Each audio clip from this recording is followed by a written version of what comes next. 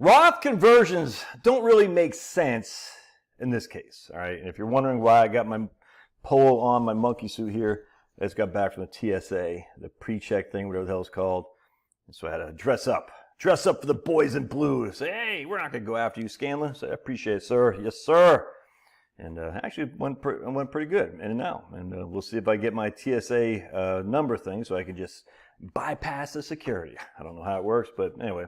Been waiting to do this for a while, and finally said, I'm sick of waiting in the Atlanta airport. And I guarantee your old buddy Josh, there's still going to be a black cloud over me, like raining down on me. TSA checkpoint is going to take 5 hours. If you just want to general check, it would take 30 minutes, guaranteed. All right.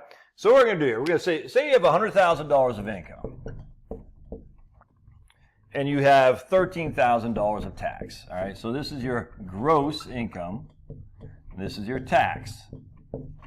What is our effective tax rate? Our effective tax rate, you take your tax, divide by your income.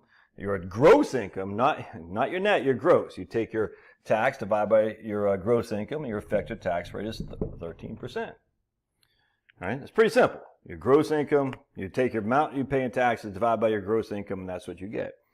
Now, a lot of the clients I work with, they'll be in a 13% effective tax rate. All right here. That's their effective tax rate. But then they'll have something else, which is a marginal tax rate. So the effective tax rate is the amount of taxes you paid on your dollars previously, up to that point. Effective tax rate. How much tax did you pay on all the money you've earned at this point? That's your effective tax rate. Your marginal tax rate is the amount of percentage of tax you'll pay on the next dollar. All right, so you got a 13% effective tax rate and a 22% marginal tax rate. All right, so if we were to convert $50,000 here, just to give you an example, the marginal tax rate won't be 13%, it'll be 22%. All right, so we're going to pay whatever that is, $22,000. We're going to pay $11,000 in tax on the next $50,000 of income. And if that's a Roth conversion, that seems tough to me to make that justification. So we're going to pay $11,000 in tax on the next $50,000 Roth conversions, whereas before we paid $13,000 in tax on 100. We had $100,000, we paid $13,000 in tax. Does that make sense? So now we have $150,000, and our total tax is $24,000 because we have $13,000 over here and $11,000 over there. So now we have $100,000. Our total tax is $24,000. I don't know how to do that in my head, so let me bust out my trusty phone calculator.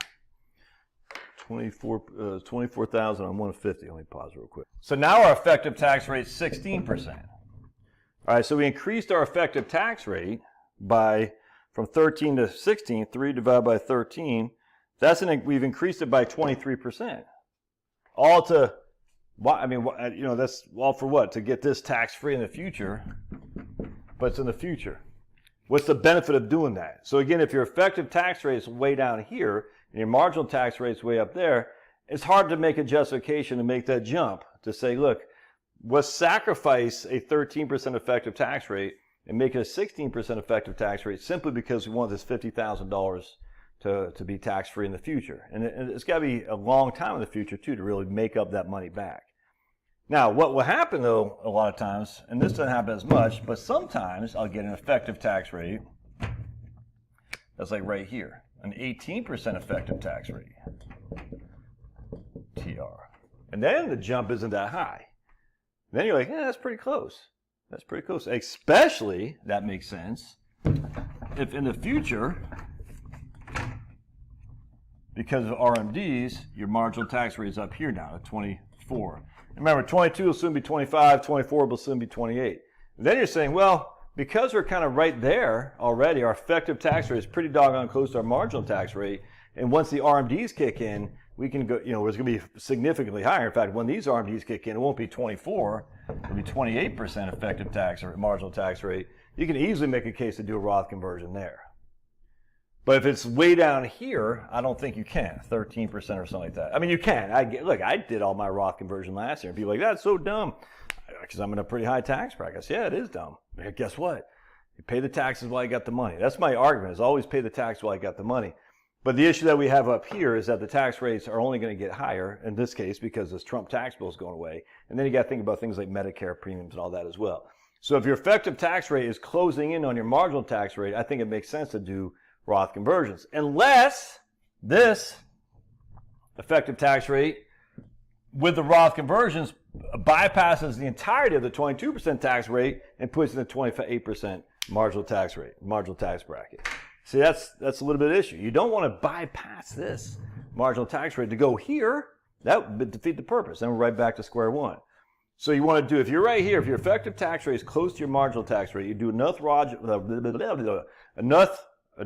man, I can't speak. All this working with the government scared me. They got to see if I'm a felon. I'm only a felony of love for my wife. Speak. I can take Pablo to the vet here in a little bit. He's limping, man. He's like not even walking on his left hind leg. Ah, so sad. I don't know what's going on. But what was I saying here? I can't remember what I was saying. Oh, if your effective tax rate is closing on your marginal tax rate, again, that's you'd want to look at, but we don't want to look at to the point that it puts us in the next marginal tax bracket. That doesn't make any sense at all. And again, in my opinion. Oh, that's what I was saying. So I pay the tax when I have the money. I always say, if you got the money, pay the tax. That we don't have to worry about in the future. One less thing to check off, say, future expenses, income tax in my portfolio. Anyway, that's one of the reasons you want to kind of revisit if it's worth doing Roth conversions. Look at your effective tax rate versus your marginal. All right, love your thoughts. God bless. And I'll tell you about the results for old Pablo. See ya.